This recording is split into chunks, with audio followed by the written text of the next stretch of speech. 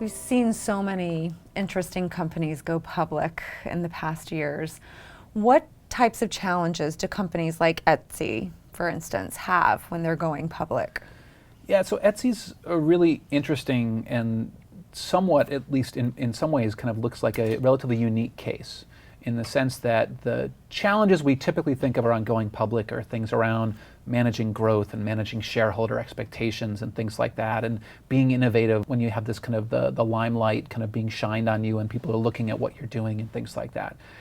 And in the case of someone like this, there's an additional challenge that kind of gets laid on top of that, which has to do with the way in which the firm built its reputation, right? And the sense that its reputation is based in part on its authenticity, the sense that there's a small scale that it kind of has to it, and that it's not some big corporate machine. It's somehow much more about connecting people and artisans and something like that, and the authentic nature of the products that are kind of coming out of there. And when a company like that goes public, there's the challenge that instantly people just don't associate authenticity and craftsmanship and things like that with public companies. You just don't. Right. We just don't make those assumptions for the most part. And so instantly they have a hit that kind of comes from that perspective. And even beyond that, the fact that when you go public, the growth expectations that get laid on top of a public company really mean you've got to find a way to grow and grow fast and grow profitably. If your entire supply network is a whole bunch of individual artisans who work on their own and things like that, it's difficult to grow at the rapid pace that the market's going to look for unless you're going to start mass producing or buying from mass produced type companies. And that's another way in which your reputation around artisan craftsmanship takes a big hit for an organization like that.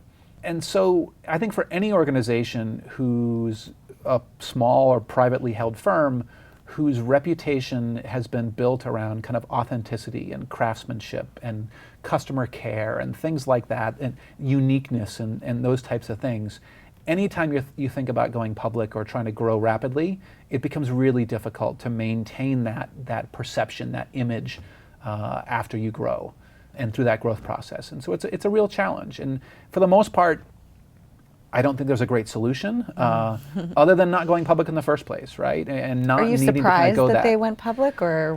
Well, this is the challenge, right? The minute you take venture capital money, you make a deal that in order for those investors to get their payout, you're pretty much going to need to go public.